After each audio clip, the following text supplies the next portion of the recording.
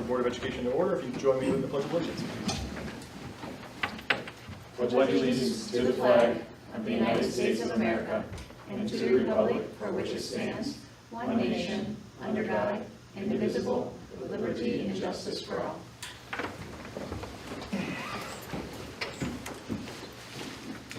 Start by making a motion to appoint acting secretary, to appoint DeWitt as acting secretary in Brad's absence.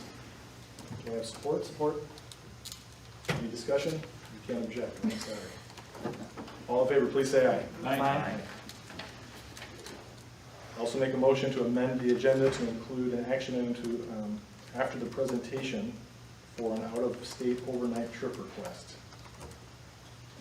Do I have support? Support. Any discussion? I'll let you talk to them and get to the agenda item. Mm-hmm. Okay. All in favor, please say aye. Aye. All right. Dwight, you want to do a roll call? Absolutely. Angelina Barnes. Dwight Hanspike, present. Jason Hanselman. Here. Brad Stoddard. John Tramontana. Here. Lisa Truscott. Brad Weaver. Here.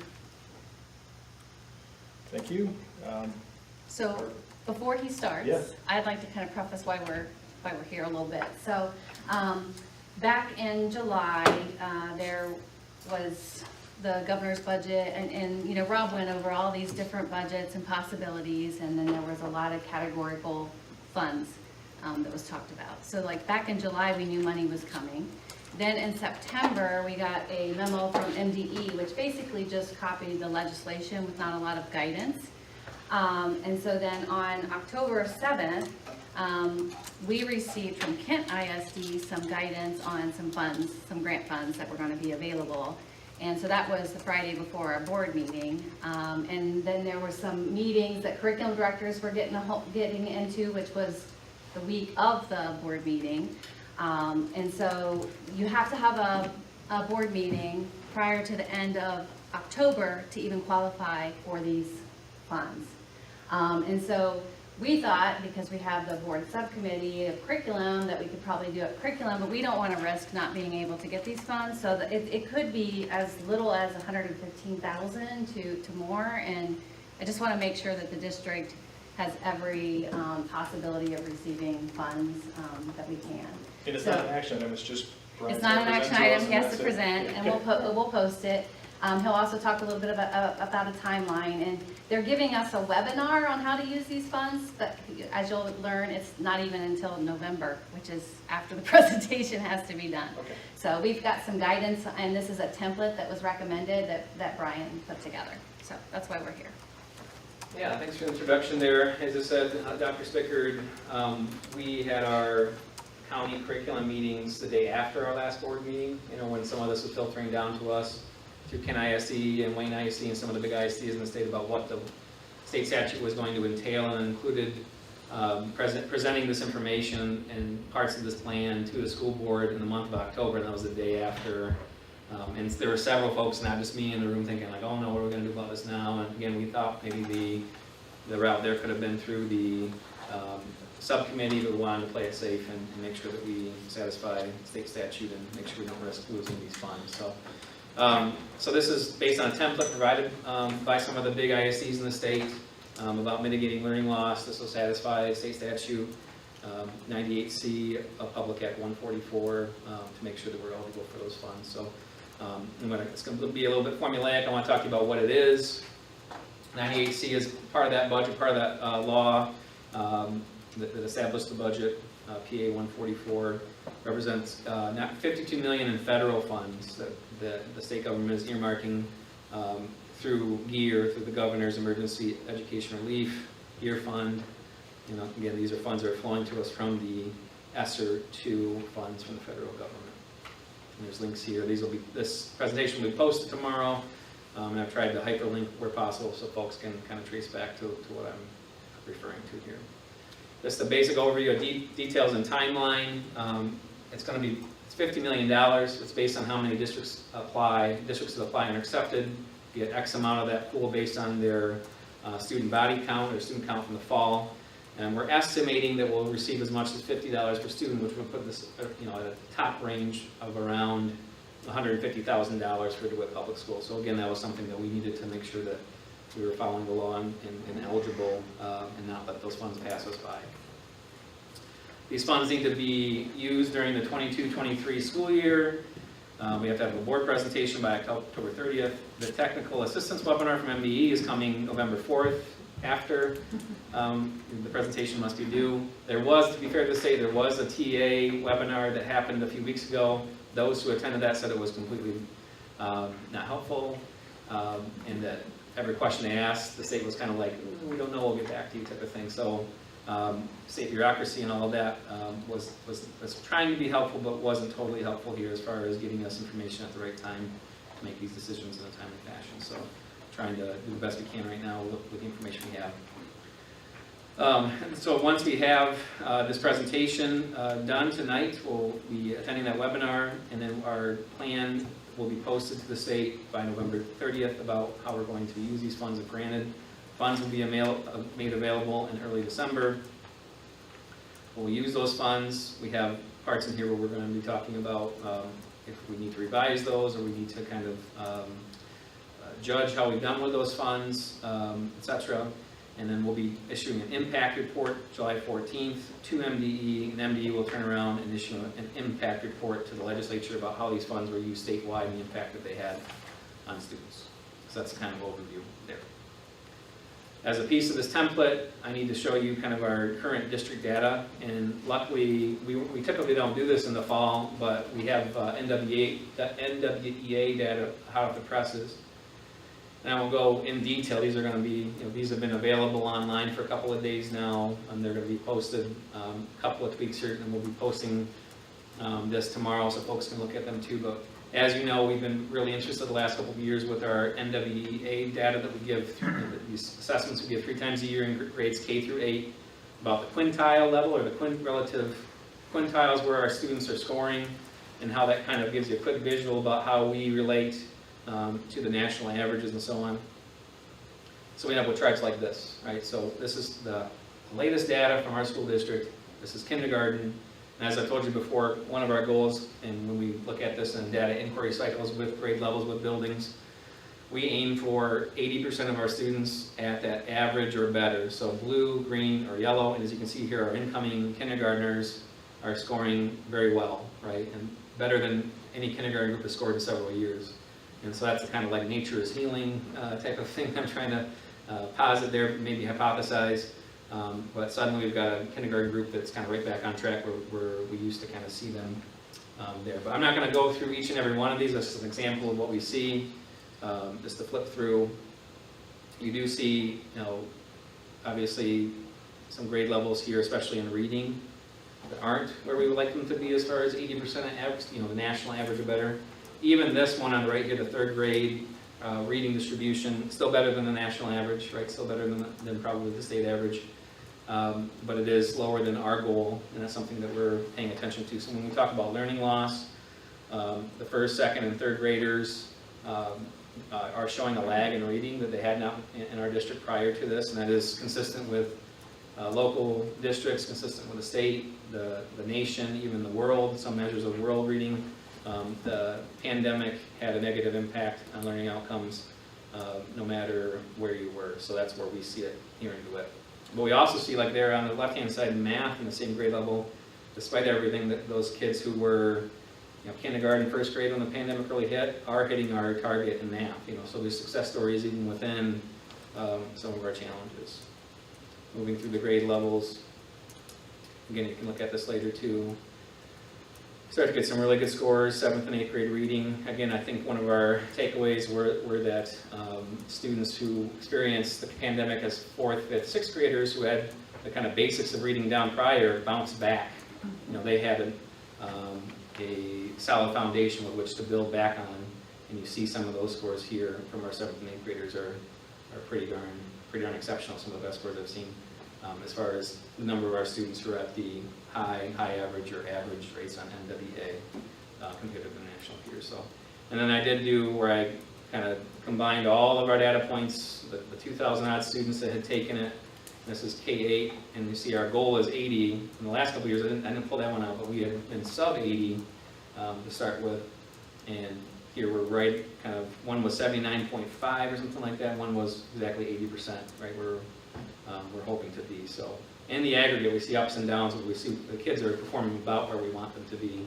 Of course, we want to see improvement, but there are spots that we see learning loss and want improvement, there's no doubt. One piece I just sneaked a slide in here today because I just made it today.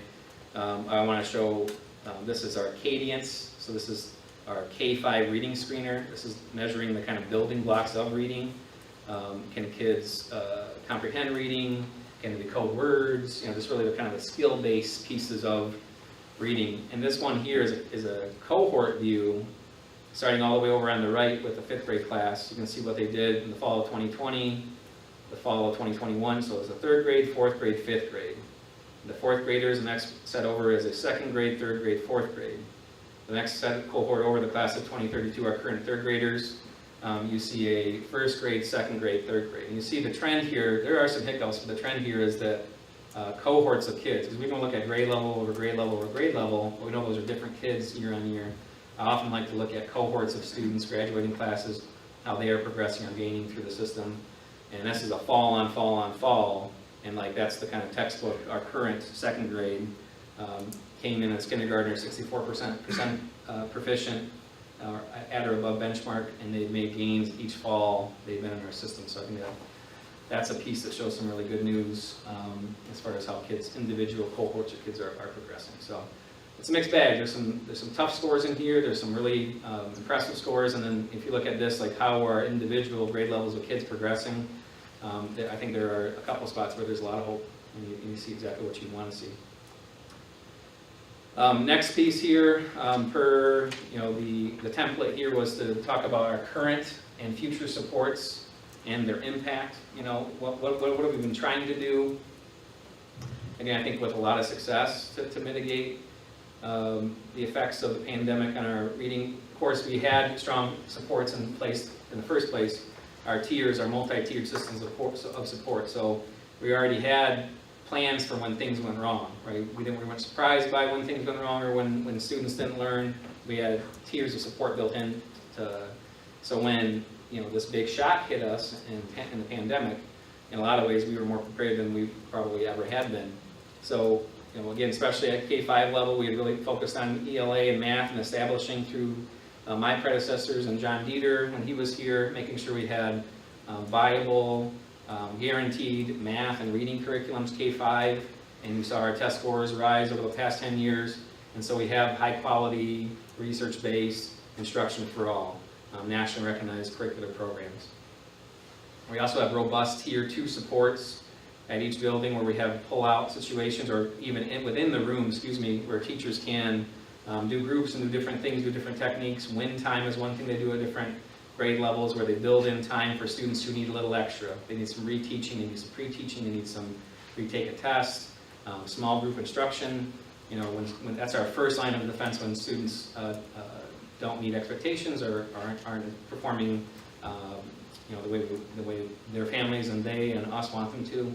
We go to those Tier 2 supports, and then when those fail, we then have another layer of support, Tier 3, and those are in specialized settings where we'll pull out for intense remediation in different subject areas, math and ELA especially, when students show special need there. And I would say too about those supports, as a part of our response to the pandemic, we've hired paraprofessionals to assist our folks who are giving those Tier 3 supports, and we've doubled in all 3 of our buildings since the pandemic, doubled our capacity in interventions.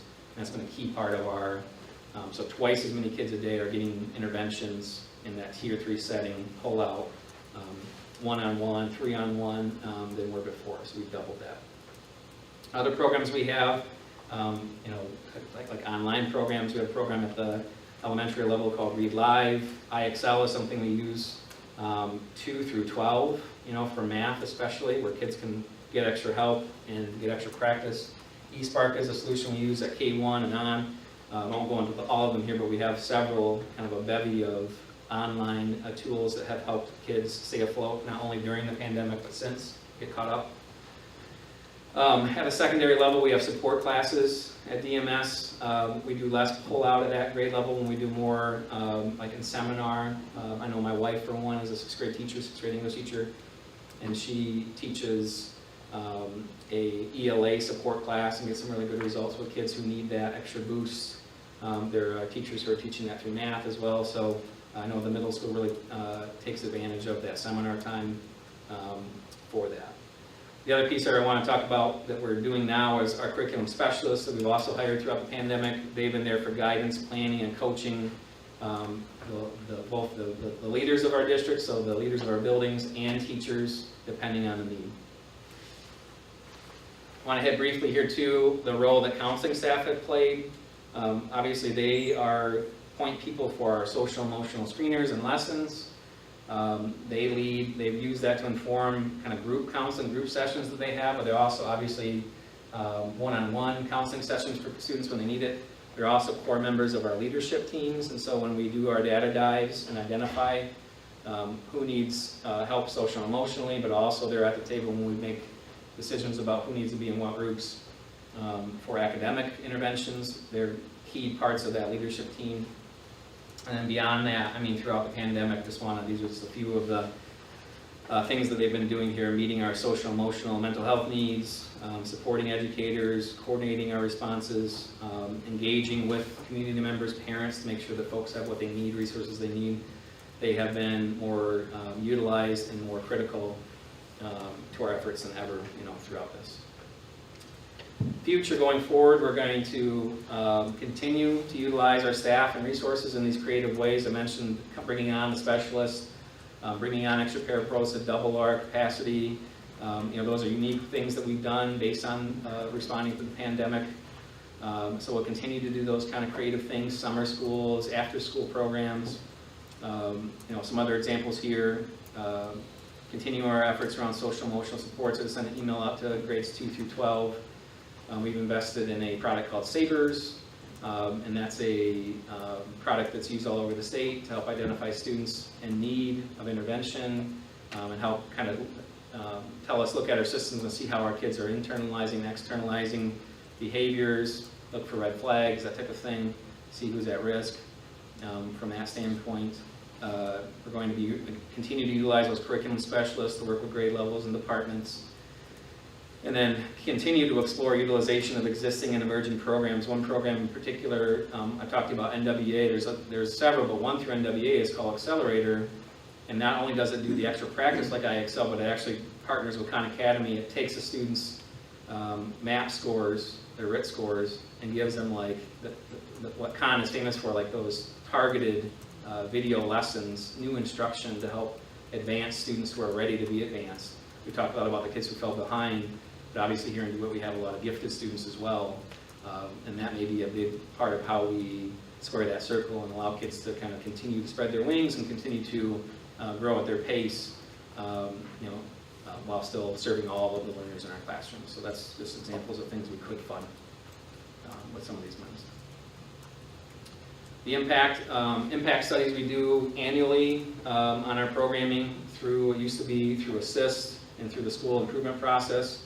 Now the state has shifted that into MyKIP, the Michigan Continuous Improvement Process. And so we are kind of embedded in some of these pieces where we analyze impact. So we'll be doing that naturally as our leadership groups meet and analyze their data. We'll be taking a look at how we spend these funds, what the impact has had, and then we'll be reporting that out to the Michigan Continuous Improvement Process, that MyKIP as well. Review and revision, obviously we do this all the time. As we respond to student needs, we evolve. One example of that, I've shared a curriculum committee before, was we came to the table thinking at a 2nd grade, 3rd grade in our Scott School data review, thinking, hey, we've got dollars here, or resources, we can start some math interventions. Well, our math scores came back great.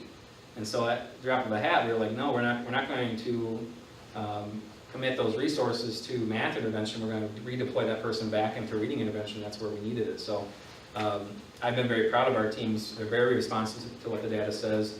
We don't come in with a kind of pretextual idea of what we want to do beforehand. We really let the data speak to us. So I have no doubt that that is something that our teams can continue to do. That's my presentation. So any questions?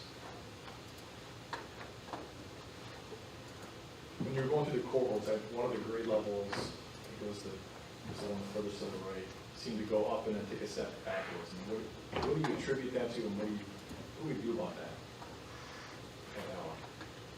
So looking at the current fifth grade, Right.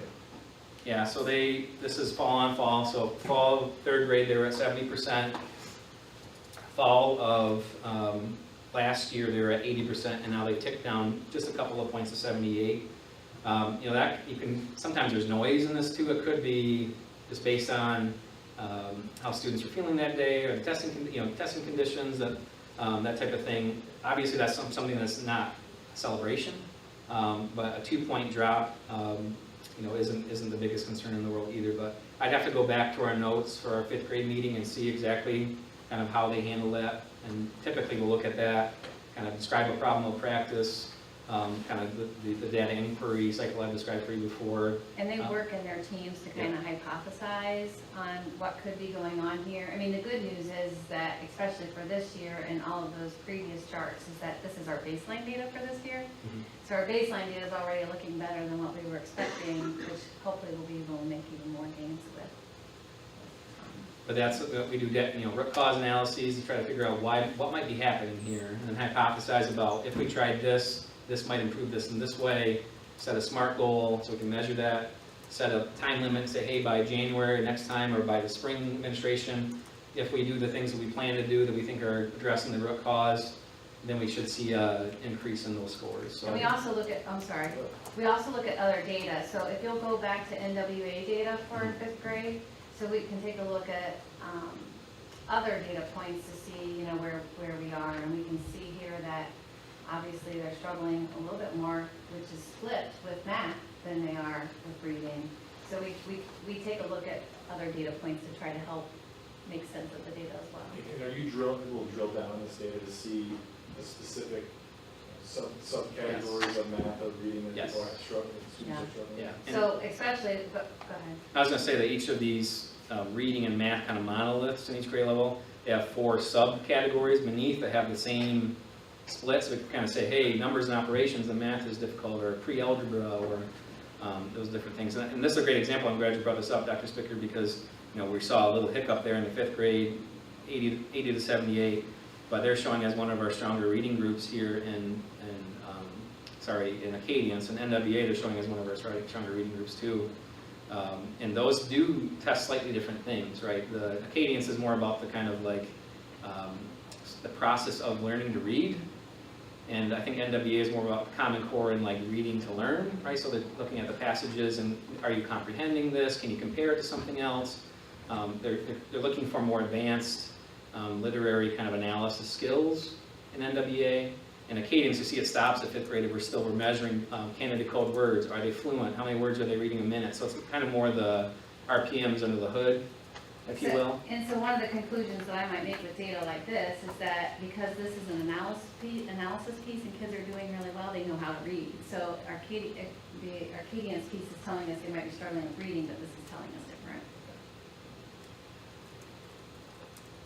And so, 78% proficient, that's about that's average, and that's where we want to be for DeWitt, right? But, that's, versus It was more the up and the back. Yeah. No, obviously, we don't like that. That concerns us, and that gets the boos and jeers from folks when we sit down and they're not happy about Well, that. teachers are really hard on themselves Yeah. when they see that too, so. So, let's say we get this funding, like, I know you kind of talked about, is this just gonna continue ongoing programs that we have? I mean. It can, Okay. or it can fund new programs. What would you, if there was a new program, where would you invest it? I think that's a tough question, because there are needs all over the district. I know one thing we talked about was, continuing to support, the social emotional screening, some of the curriculum kind of pieces that come along with that. Because we've made some purchases and done some things, like especially the specialist or the new Savers curriculum that, or screeners that we've already invested in, but if we are able to use these funds for that or to prolong Sure. the life of the curriculum specialist, I mean, we basically want to use the funds for something that we're seeing make an impact on learning loss. But another example was the product through NWA, which is called MAP Accelerator, you know, which would be, it's not an insignificant cost, you know, so if we pilot it, you know, we're hoping to pilot it at a low level this year, but if that was something we wanted to really invest in, that could be a big chunk of that $150,000 right away, you know, to try to make sure that we're allowing not just practice, but opportunities for new lessons and things for kids who are already at grade level or above grade level, you know, so that would be, that's one that I know that, you know, as we grow in size, you know, some schools, you know, slightly bigger than us have pretty more robust GATE programs, and we just don't have that kind of scale to do that. We partner with higher institutions of learning very well at the middle school and high school level to accelerate kids at that level, but the question is, how do we get that same type of challenge to kids who are ready for it at K-5, and a program like MAP Accelerator might be a great choice for that. So that would be addressing something that's been a long-standing problem, but I think the pandemic has kind of exacerbated that even more, where some kids are lagging behind, other kids are ready to go, you know, type of thing. And the teacher's in the middle and has kind of two poles of kids in their classroom. So that's a great question. Thank you. Public communication.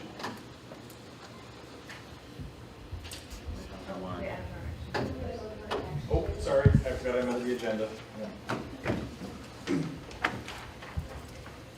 It's the recommendation by Superintendent Shauna Spickert that the Board of Education approve the out-of-state overnight field trip for DeWitt High School Marching Band National Finals Competition in Indianapolis from November 10th to November 12th, 2022. I did not bring my readers, sorry. It's okay. Do we have a, So we just, why don't we do motion? yeah. No, so moved. Support. Move to support it. Discussion. Shauna, you want to explain those Yeah. on that? So obviously, we knew that this trip was a possibility or something that we qualified to do, but we just got the paperwork today.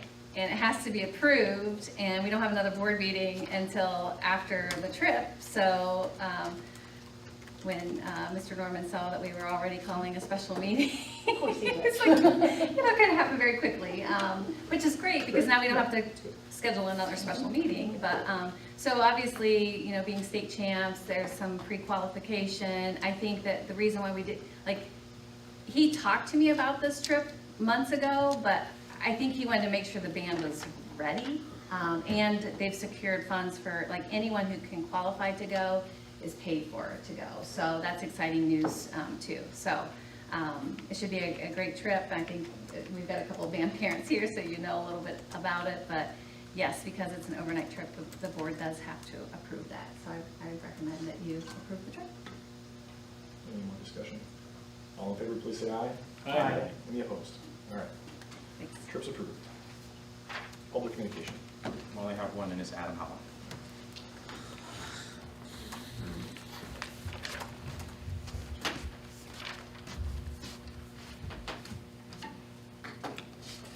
Evening. In another embarrassing episode, the board president is publicly smearing honest and decent parents seeking improvement in the district's governance as threatening an extreme agenda that is sweeping the nation. The Weaver family online disinformation expert confirmed that the Honorable President is speaking in that capacity while making those misleading statements to influence the election. Angelina should alert her Campaign Finance Act expert colleague to investigate potential violations of the school district neutrality requirement. And here I am, the handsome caricature of a low-information, knuckle-dragging Fox News watching guru that doesn't really care about my kids or the district fulfilling its basic legal duties to parents. Instead, I mean to incite people with my calls for transparency. Rather than all the specific issues I've raised, I'm actually here to slay imaginary genderqueer CRT dragons that Jason assures us are definitely not at DeWitt schools if you ignore the whole genderqueer CRT section of the school website, where the mission is to disrupt patterns of oppression and deconstruct cis-heteronormative whiteness in the schools, just as he assures us that parent questions are always responded to by Shauna. Speaking of, will somebody please explain how you continue to ignore the addition of each statement and on the same topic to the public participation policy? And what happened to the administrative guidelines that used to be available online? Those curiously disappeared after I brought up the mask consent and training guideline you were violating. No, the extremists definitely aren't the self-proclaimed disruptors of norms. Those are the good faith actors staying the course and focused on traditional core subject matter instruction. The extremists are the parents who dare ask questions about what in the hell any of these racist, sexist platitudes mean or have to do with ensuring a quality public education. Questions which those parents don't receive answers to from the most transparent district ever, like transparently skirting accountability on the most important public policy matters facing the district under the MASB instructed guise of delegating day-to-day operations to administrators. Why are you so desperately fighting to maintain control of a board which, according to you, doesn't really do anything at all because it doesn't have to? Unless your goal is to ensure that the real policy making continues to go on in the dark between the union and admin to the exclusion of parents and taxpayers. Speaking of transparency in the union, I asked Union Rep Cochran for some basic information on the DeWitt Education Association, but she never got back with me and then blocked my ability to follow up. Since this board bargains with the DEA, can somebody please let me know where I can locate any information about the DEA? Officers, members, bylaws, financials, political contributions, and address anything. I'm glad to see that you're capable of meeting basic requirements to satisfy funding conditions when you see fit. Not seeking public input on back-to-school plan revisions will come back on you eventually, but the focus today is the learning loss that you all caused and got a bunch of taxpayer money to remedy, which is a weird thing to need after all of the successes you've 30 been touting. seconds, Mr. Holland. You're hiring an army of counselors that need more learning supports because you broke children, but sure, let's stay the course. Instead of more mental health crying, you could have made up for forcibly removing kids from school and lying about it by making summer school available to all who might need it, like my son, whom you informed me wasn't eligible because of his race and gender. I'm still waiting for an explanation on that. Maybe I missed it, what with all the transparency I've been hearing so much about. Thank you. That's it. Do I have a motion to adjourn? Motion to adjourn. Support? All in favor? Aye. Any opposed? All right, we're adjourned.